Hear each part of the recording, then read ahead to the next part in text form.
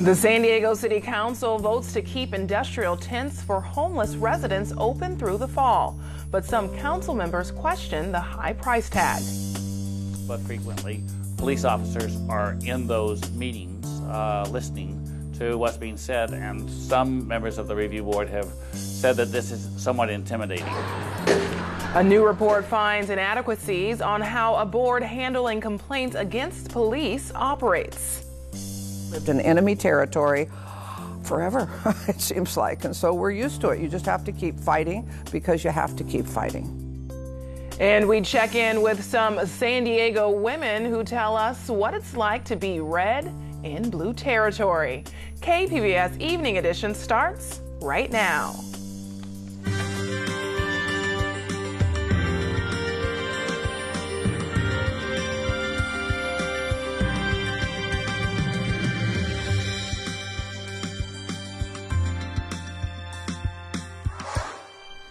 Good evening and thanks for joining us. I'm Ebony Monet. San Diego Mayor Kevin Faulkner's 3 tent shelters for homeless people will remain open at least through the fall. KPBS reporter Andrew Bowen says the City Council extended the funding this afternoon. $2.5 million. That's how much it's expected to cost to operate the tent shelters for 3 months. That money is coming from reserves that would otherwise go to building new affordable housing or renovating existing housing. The tents provide shelters, meals, laundry, and housing navigation services to people formerly living on the streets. They're coming under growing scrutiny from City Council members because of their price tag. Councilwoman Barbara Reese supported the contract extensions with some hesitation.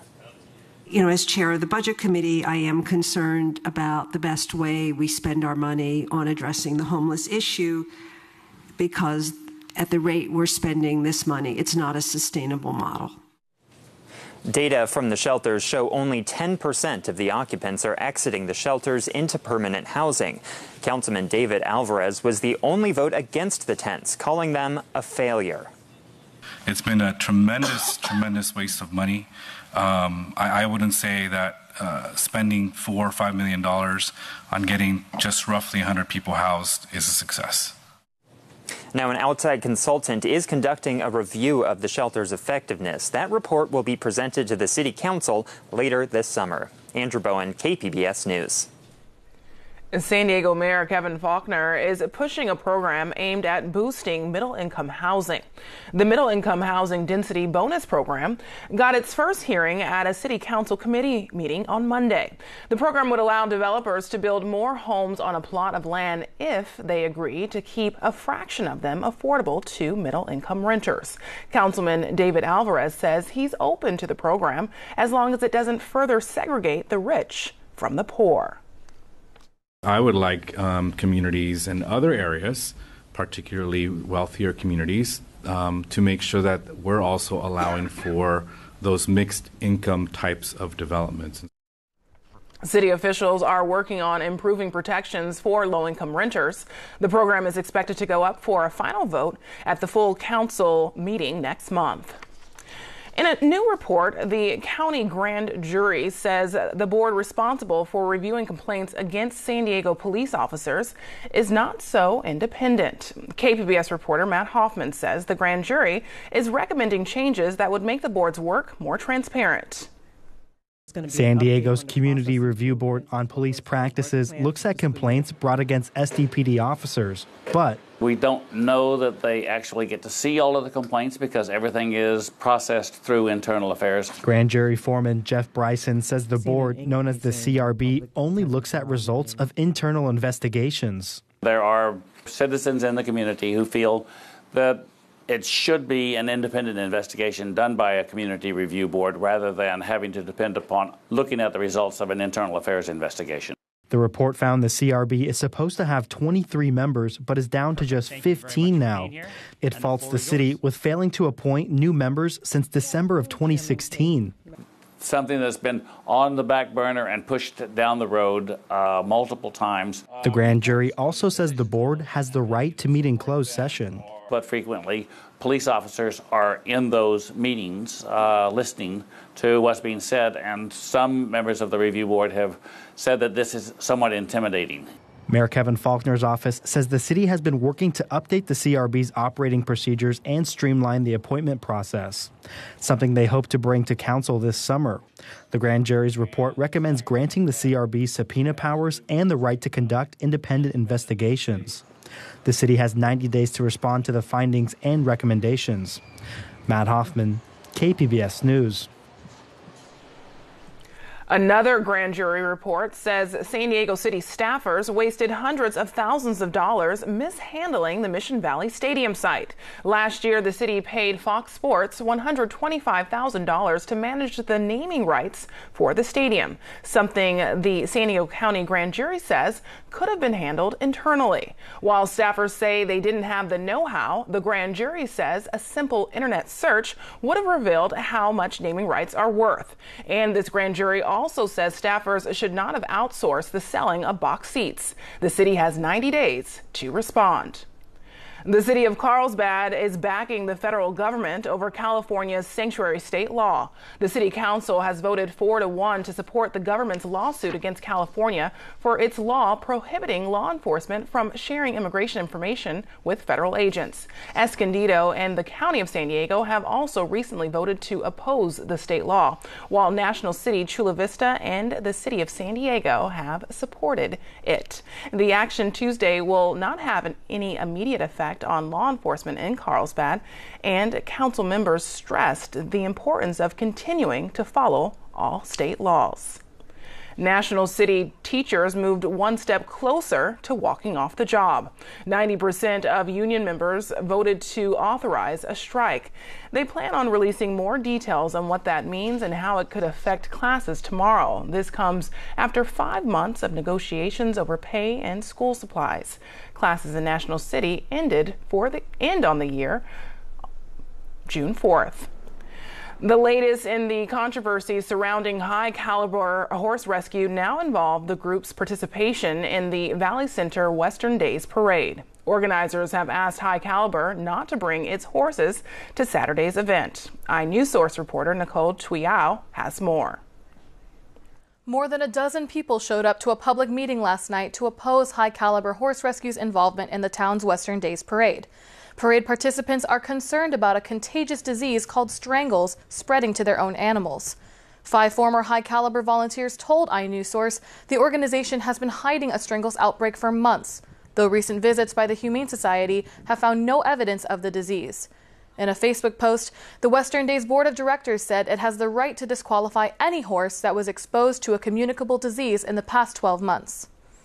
As of today, Board President Gina Roberts won't say if the rescue's horses will be turned away from the parade, but she did say High Caliber has been asked to participate in a different way. It's not known if the board plans to disqualify any other horses from the parade.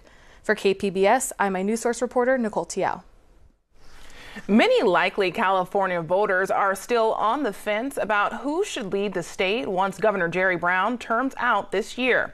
An LA Times USC poll finds Gavin Newsom is in the lead, followed by the former mayor of Los Angeles, Antonio Villaraigosa, with about half as much support. He's practically neck and neck with San Diego County businessman John Cox. Overall, 39% of likely voters say they're still undecided.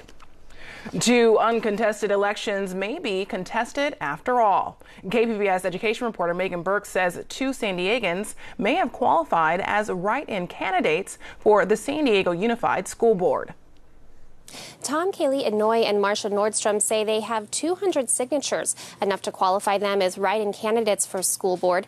They dropped them off at the Registrar of Voters today. If the registrar certifies the signatures, they'd challenge incumbents Michael McQuarrie and Kevin Beiser.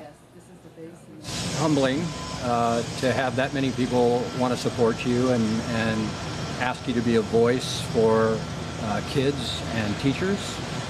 So I stepped up to that challenge and believe that with sound fiscal responsibility, we can put kids and teachers first.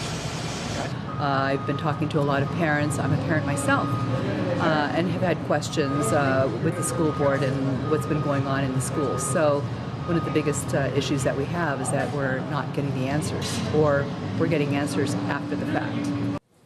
Beiser and McQuarrie tout rising graduation rates and fourth grade reading and math scores under their tenure. The Republican Party of San Diego County says parents need a change and has endorsed both challengers. Kaylee Inouye runs a property management company and sits on the board of a Serra Mesa charter school. Nordstrom is a real estate professional who served on the Pacific Beach Planning Committee and Town Council. Now, voters would have to write in their names, but even one vote would send them to the runoff in November. Megan Burks, KPBS News. Hundreds of San Diego women who helped lead President Trump to victory are hoping to bring the same outcome to local GOP candidates. KPBS reporter Susan Murphy first met up with the group last year as Trump took office. She recently met up with them again as they were strategizing their election game plan. In a Mission Valley banquet room decked out in red, white, and blue, dozens of Republican women are gearing up for an election battle. We've lived in enemy territory forever, it seems like, and so we're used to it. You just have to keep fighting because you have to keep fighting. Waska Whalen and the others, some flaunting their patriotic styles and accessories, are some of the 1,400 conservatives who make up the San Diego County Federation of Republican Women. I'm campaign precinct chairman. That's what I do. That's my favorite thing is my favorite thing is working on campaigns. They're heavily engaged in elections, providing fuel for Republican campaigns, walking precincts, working phone banks, and rallying. That's one of Patty Siegman's passions. She's a veteran Marine Corps police officer. We stand with President Trump. I believe that rallies make people aware and alert of the candidate and what they stand for. So it's no wonder the GOP candidates joining them on this recent Monday for a meet and greet luncheon are vying for the women's support. They know what they can do. Which state in the United States helped put Donald Trump over the top? California. Trump did not win in California, but these women were part of a national effort to get Republicans to the polls, making thousands of phone calls all across the country.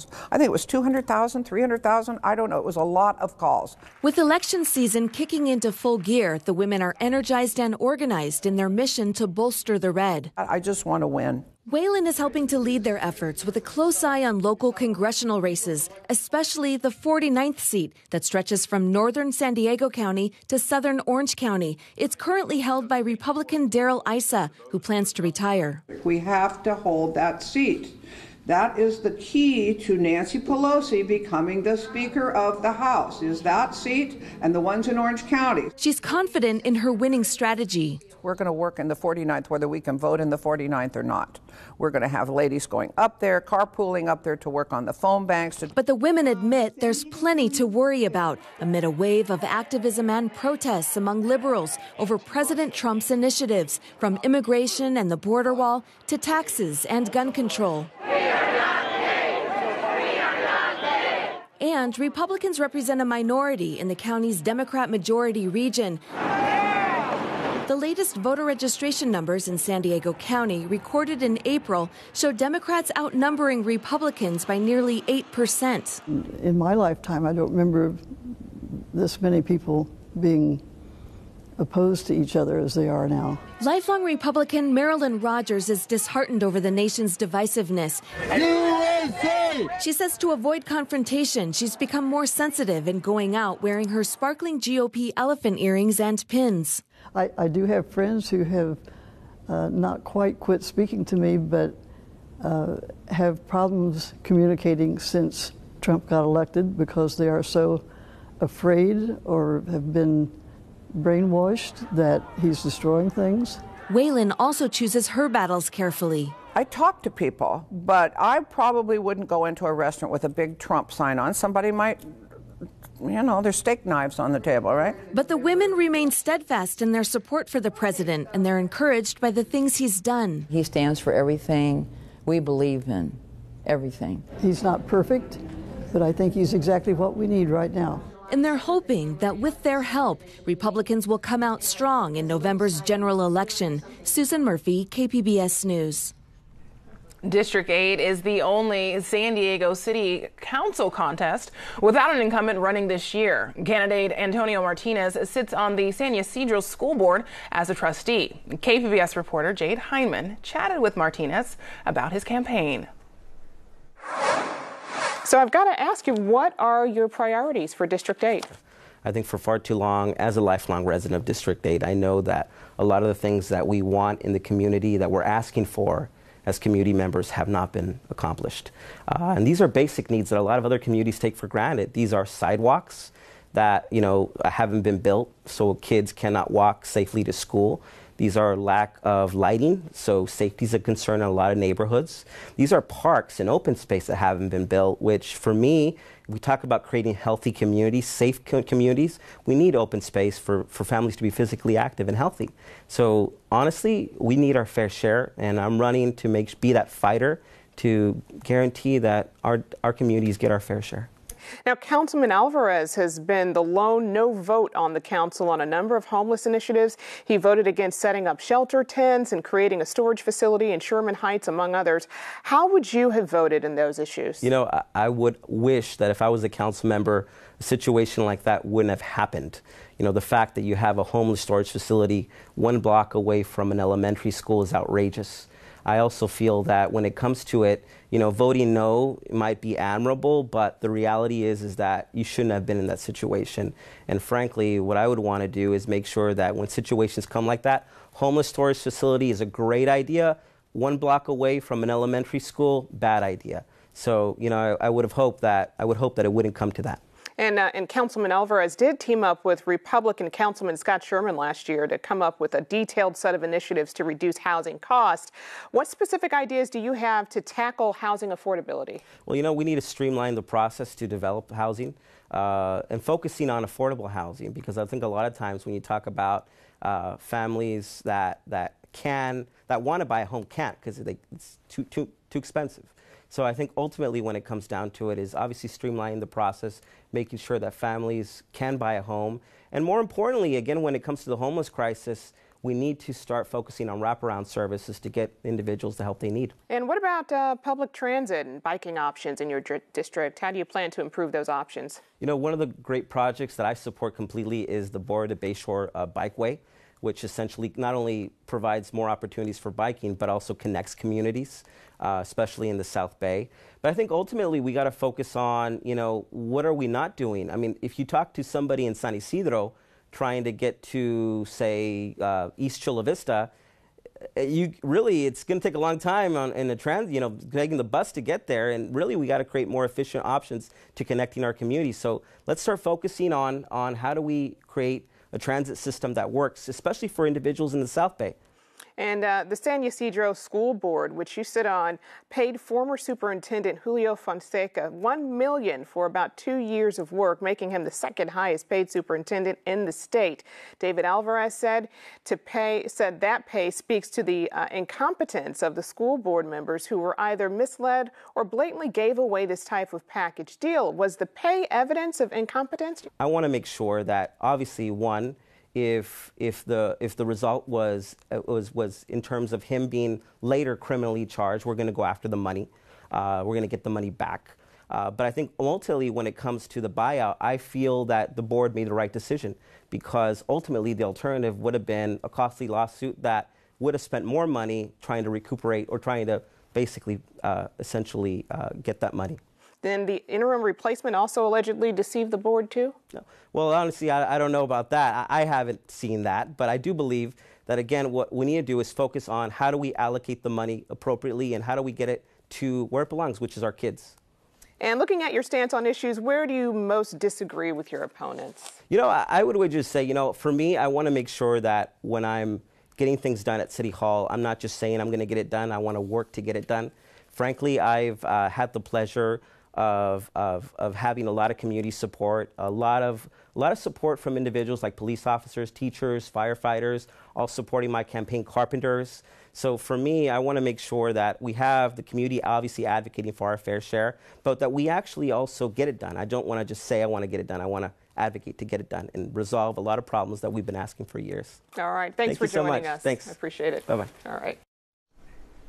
With just 2 weeks before the primary election, get out the vote operations are in effect. The founders of a new organization are targeting an ethnic group they feel is overlooked. Viet Vote aims to boost civic engagement among San Diego's Vietnamese community. The San Diego metropolitan area is home to one of the largest populations in the country. But Viet Vote organizers say the nonprofit couldn't find another group doing similar work. Volunteer Maggie Ta says the organization's plans to inform the community about measures and races on the ballot and listen to residents' concerns.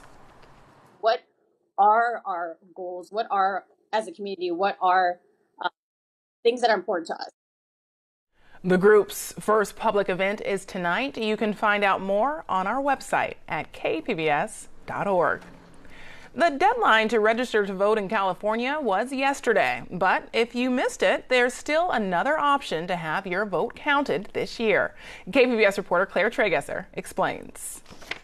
Last day to register to vote. New for this election is something called conditional voter registration. Anyone who missed the voter registration deadline can go to the Registrar of Voters office at 5600 Overland Avenue and sign up to vote. You can then cast your ballot at the same time. San Diego Registrar of Voters Michael Vu explains what happens next. Why it's called conditional is because we will segregate that ballot into an envelope so that person after the election will check to see if they've registered and voted anywhere else within the state. And if they haven't, we'll be able to count that ballot. You can do this late registration up through 8 p.m. on Election Day. Conditional voter registration began in 2017, but this is the first big election it will be used. You can check whether you're registered to vote at sdvote.com. Thank you. Have a great day. Claire Tragesser, KPBS News. And you can see all of our election coverage, including our voter guide, tailored specifically for you. You simply fill in your zip code and a sample ballot pops up. That's at kpbs.org/election. I'm Judy Woodruff. Tonight on the NewsHour, President Trump raises doubts about a planned summit with North Korea's leader. Coming up at 7, right after Evening Edition on KPBS. It's going to be dry but cloudy for most of the county, with some showers expected in the mountains. Erin Calandra has the forecast. Well, I hope you enjoyed your day today here in San Diego County. It is paradise, although it was a little bit cloudier today. Those clouds, they are just lingering a little bit further into the daytime than we're used to. But as far as precipitation, it's pretty dry, although we cannot rule out completely that we won't see a shower in spots. But if we do, it would likely be in the mountains sometime this evening and into tonight. We have a low pressure system spinning around to the north of us, and that is creating some spotty showers and also some cooler temperatures. It's pretty comfortable, actually, in the deserts where it has been awfully steamy lately. For tonight, we're talking 59 degrees, again, becoming cloudy. Those clouds are going to linger a little bit. In Ramona, 50 degrees tonight. Chula Vista, 58. In Oceanside, 57 degrees. Mount Laguna, a little bit cooler, 45 degrees. Now, we are going to be in this dry pattern on Wednesday, especially parts of Arizona and southern California, where we are in a drought. We could use some wet weather, but it's going to stay pretty much dry across this region for the most part. San Diego tomorrow reaching 67 degrees. Oceanside just a little bit warmer at 69. Lots of sunshine in those interior areas. Borrego Springs a steamy 91. Mount Laguna at 63 degrees. Here's the look at the national map for later this week. It is soggy, unfortunately, in the south. They're going to have a very wet couple of days. They already have. The Central Plains warming up, and we're just staying pretty typical here in the southwest. Now on Friday, we could see a chance of drizzle, maybe a cloud around the coast. Temperatures are going to be warming up, though. By Sunday, we're talking 70 and dry for your Memorial Day weekend. And the interior area is looking good. Friday, again, we could see just a tiny drizzle in spots with maybe an extra few clouds. But then again, by Sunday, it's going to be gorgeous. 75 degrees with a few clouds. In the mountains, we're staying in the 60s until we get to Saturday. That's when it's going to become pretty breezy, and temperatures will drop down to the 50s for the highs. And in the deserts, we're in the 90s, getting comfortable on Saturday with temperatures down into the 80s. For KPBS News, I'm Erin Calandra. Ebony, back to you. State lawmakers are honoring the late Harvey Milk today on what would have been his 88th birthday. Milk was elected to the San Francisco Board of Supervisors in the mid-1970s, making him the first openly gay elected official in the state's history. During his time in office, he championed anti-discrimination measures, including a landmark measure banning discrimination in housing and employment. We have to be grateful to those who opened doors, who broke down barriers, who wouldn't take no for an answer. That was Harvey Milk. And it's not just to the benefit of LGBT elected officials, but really to every LGBT American who is able to live a more authentic life. There are currently 8 openly gay LGBT state lawmakers serving in the legislature, the highest number in the state's history. Now, here's a look at what we are working on for tomorrow in the KPBS newsroom. On Morning Edition, from the podium to Capitol Hill, senior sports officials set to testify on the Olympic community's ability to protect athletes from sexual abuse. And on Midday Edition, listening to the sound of ice melting, the noises that help experts track how fast glaciers disappear. That's tomorrow on KPBS Radio. You can find tonight's stories on our website, kpbs.org/evening edition. Thanks for joining us. Have a great night.